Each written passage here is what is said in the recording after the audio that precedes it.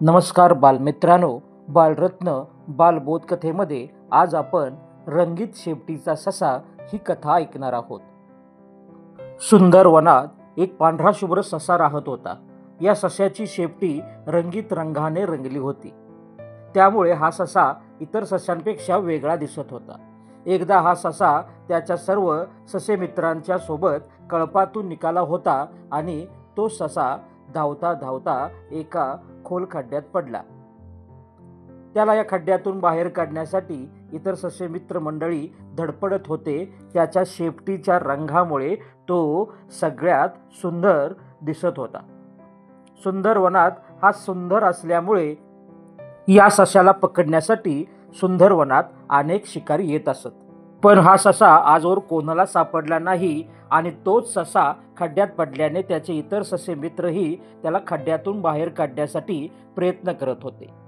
पण त्याला कोणालाच बाहेर काढता आलं नाही.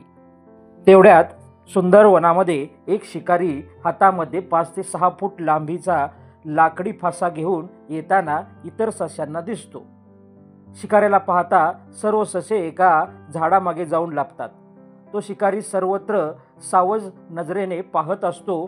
तोच त्या शिकाऱ्याला खड्ड्यातून ससा ओरडल्याचा आवाज कानावर येतो. म्हणून तो शिकारी त्या खड्ड्याजवळ जातो आणि पाहतो तर काय, एक पांढरा शुभ्र ससा आणि तोही रंगीत शेपटीचा. या सशाला पकडण्यासाठी तो सुंदर वनात आला होता. तो ससा त्याला दिसल्याने शिकारी भलताच खुश झाला.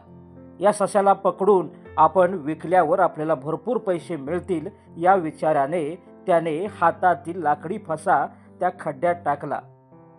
या शिकाऱ्याची ही कृती सर्व ससे मित्र झाडामागे लपून पाहत होते.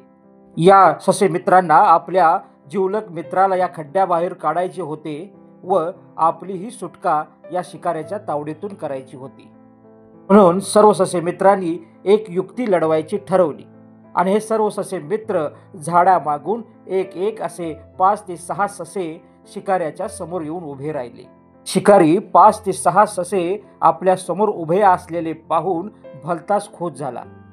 खड्ड्यात पडलेल्या एक ससापेक्षा हे 5 ते 6 ससे आपल्याला मिळाल्यावर आपली मोठी मेजवानीच होईल या उद्देशाने या शिकाऱ्याने त्या 5 ते 6 सशांच्याकडे धाव घेतली. हीच संधी साधून रंगीत शेपटीचा ससा लाकडी फाश्यावरून खड्ड्याबाहेर आला. इतर सर्व ससेही टुणूक टुणूक उड्या मारत सुंदर वनात पळून गेले.